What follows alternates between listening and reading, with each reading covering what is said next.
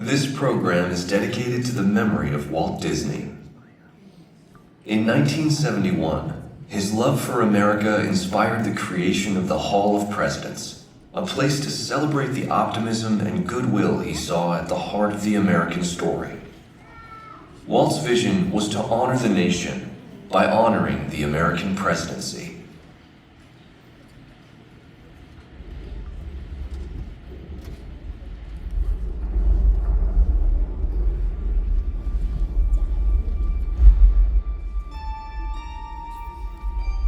It is 1783, and the smoke is clearing in the wake of the Revolutionary War. Over the course of 8 grinding years, General George Washington has led a force of shopkeepers, farmers, and Native American allies to victory over the greatest military power in the world. A new nation has been born, independent and free. The founders must form a national government. In 1787, through months of passionate debate, they create a written constitution. For the country's highest office, they imagine something new in the history of the world. A leader not born to power like a king or queen. A leader who has not seized power through conquest. A leader not separate from the people, but elected by the people. From among the people. We, the people. This is a new idea, an American idea. The idea of a president.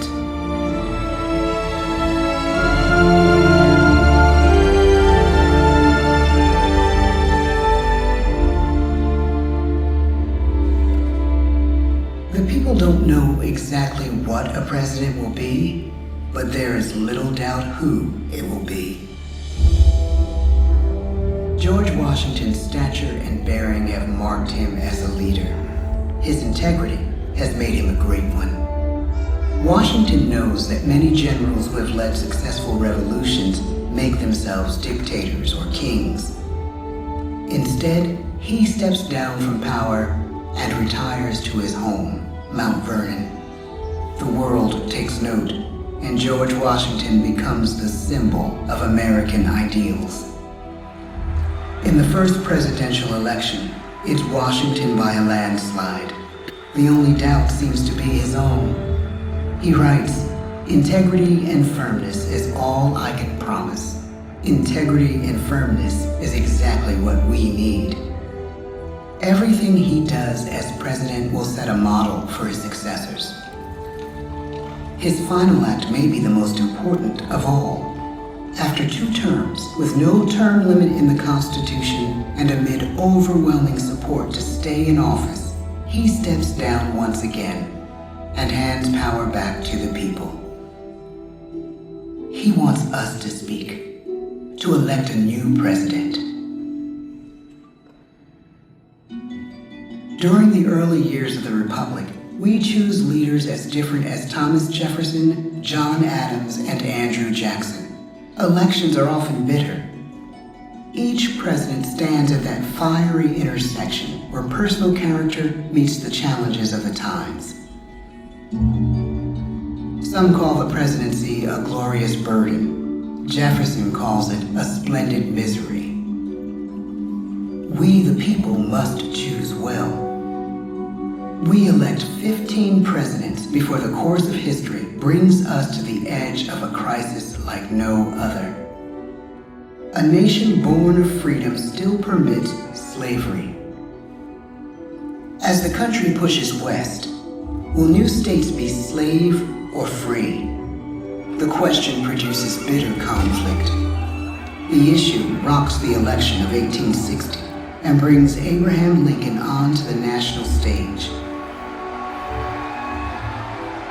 The tall, lanky, some say uncouth candidate from Illinois is a master of words at a time when speeches are printed in full for people to read. A house divided against itself cannot stand, he has said. With Lincoln's election, the House does indeed divide. Civil War.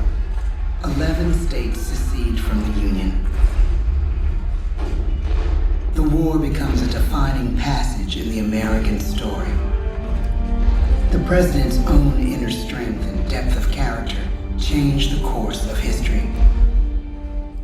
Lincoln had come up the hard way on the American frontier, desperately poor, with less than a year of formal schooling. His early years were scarred by tragedy, the death of his mother, his sister, his first love.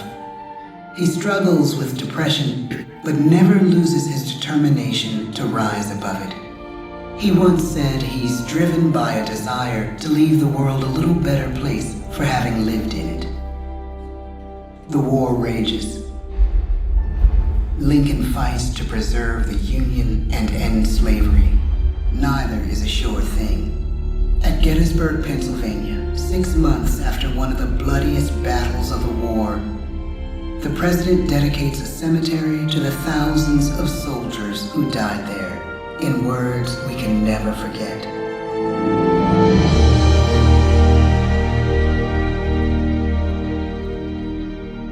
"Fourscore and 7 years ago, our fathers brought forth on this continent a new nation, conceived in liberty and dedicated to the proposition that all men are created equal. Now we are engaged in a great civil war, testing whether that nation or any nation, so conceived and so dedicated, can long endure. We are met on a great battlefield of that war. We have come to dedicate a portion of that field as a final resting place for those who here gave their lives, that that nation might live. It is altogether fitting and proper that we should do this. But in a larger sense, we cannot dedicate, we cannot consecrate, we cannot hallow this ground. The brave men, living and dead, who struggled here, have consecrated it far above our poor power to add or detract. The world will little note, nor long remember what we say here, but it can never forget what they did here. It is for us, the living, rather, to be dedicated here to the unfinished work which they who fought here have thus far so nobly advanced. It is rather for us to be here dedicated to the great task remaining before us, that from these honored dead we take increased devotion to that cause for which they gave the last full measure of devotion. That we here highly resolve that these dead shall not have died in vain, that this nation, under God, shall have a new birth of freedom, and the government of the people, by the people, for the people, shall not perish from the earth. The blood of over 500,000 Americans is spilled in this Civil War. President Lincoln's enduring hope is to give true meaning to the sacrifices of so many, to lead us to that new birth of freedom. With the end of the war and the end of slavery, a new birth truly begins. As we roll toward the 20th century, settlers roll west on wagon wheels and railroads connect the nation coast to coast. Millions of immigrants pour in from Europe and Asia. Population doubles. Our economy triples. Our standing among nations rises. We need presidents who can lead both at home and abroad. At the same time, a young Theodore Roosevelt is retreating from New York politics and personal tragedy. The death of his wife and his mother on the same day in the same house. In the Badlands of North Dakota, he rethinks his life and the life of his country. He returns stronger in body and spirit. His renewed energy is just what his country needs.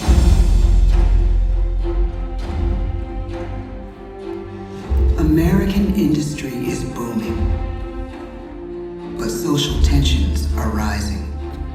A progressive movement is bubbling up, pushing for change, and change is needed in the working and living conditions in cities. The gap widens between rich and poor. The demand for change grows stronger.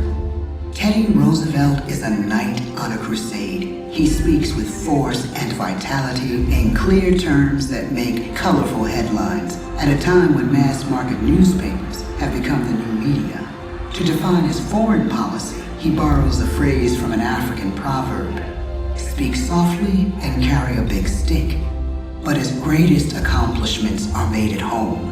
He breaks up giant monopolies, protects workers' rights, and calls for a square deal for all Americans, rich and poor, capitalist and wage earner. And a square deal for every man and every woman in the United States. He calls on America to be as great as the natural grandeur of its lands.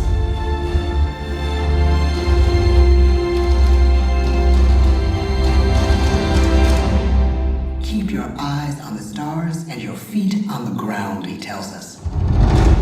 And we do.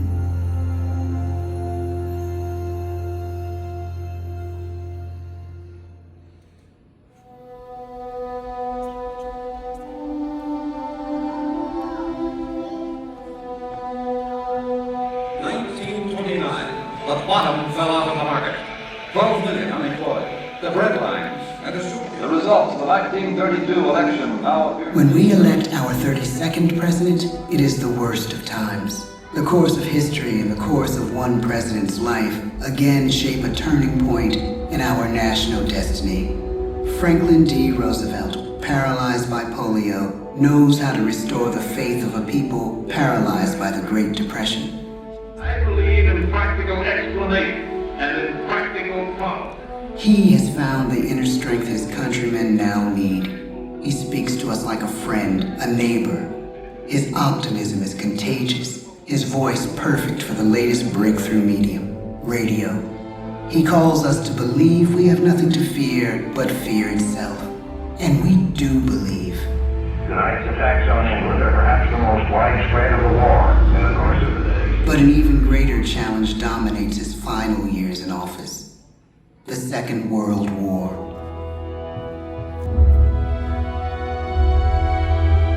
We must be the great arsenal of democracy. This is an emergency as serious as war itself. We stun the world with our production. When bombs fall on U.S. troops in Pearl Harbor, he calls us to fight on the war front and sacrifice on the home front.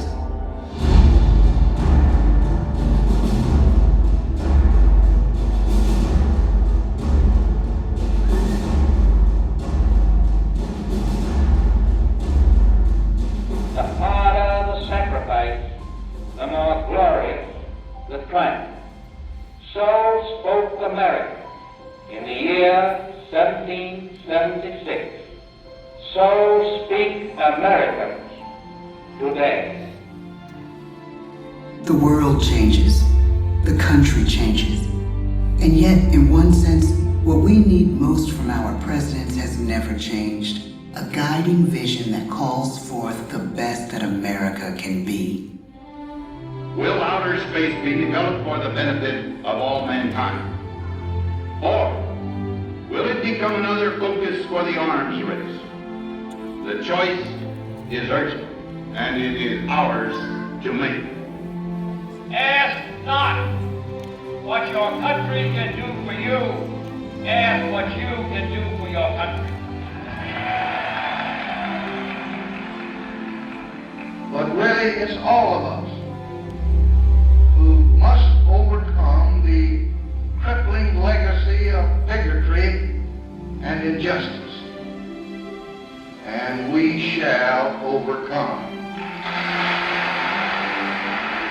One of the agreements that President Sadat and Prime Minister Begin are signing tonight is entitled A Framework for Peace in the Middle East. Mr. Gorbachev, tear down this wall. You have lost too much, but you have certainly not lost America. I can hear you. The rest of the world hears you. Loving this country requires the willingness to speak out for what is right, to shake up the status quo. That's America. Our presidency is no longer just an idea. It is an idea with a proud history. Ladies and gentlemen, the presidents of the United States of America.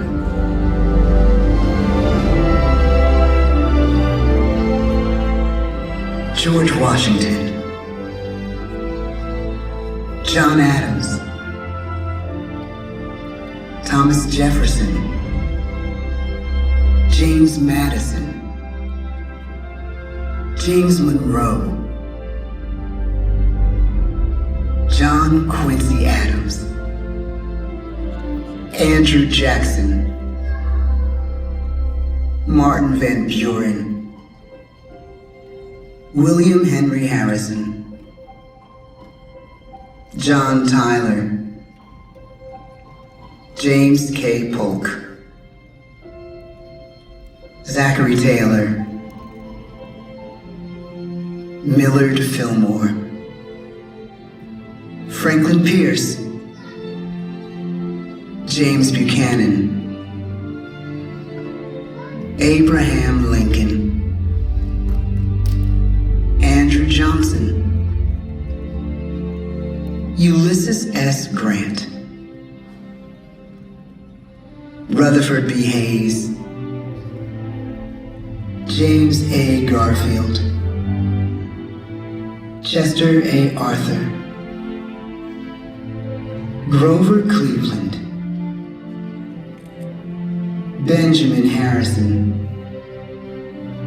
William McKinley, Theodore Roosevelt, William Howard Taft, Woodrow Wilson, Warren G. Harding, Calvin Coolidge, Herbert Hoover, Franklin D. Roosevelt, Harry S. Truman, Dwight D. Eisenhower, John F. Kennedy, Lyndon B. Johnson, Richard M. Nixon, Gerald R. Ford, Jimmy Carter, Ronald Reagan, George Bush, Bill Clinton, George W. Bush, Barack Obama, Donald Trump,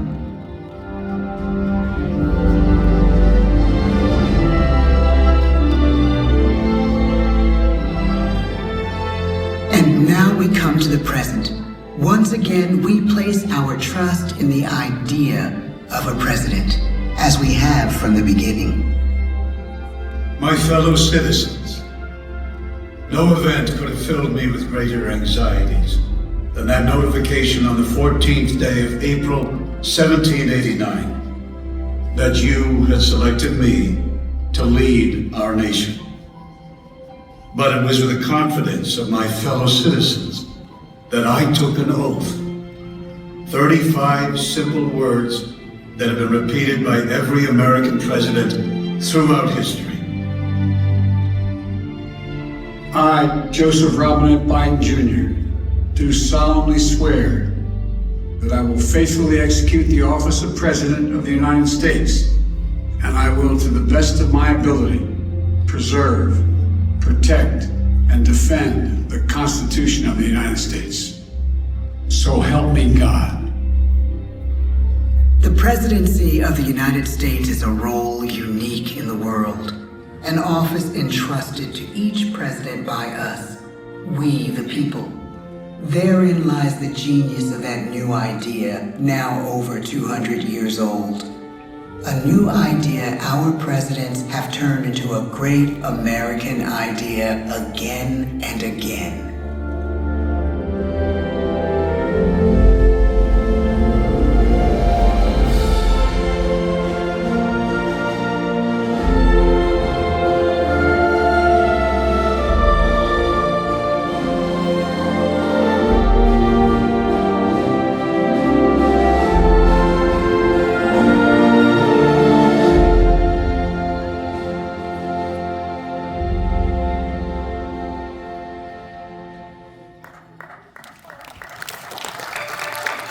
Thank you for joining us. We hope you enjoyed our presentation.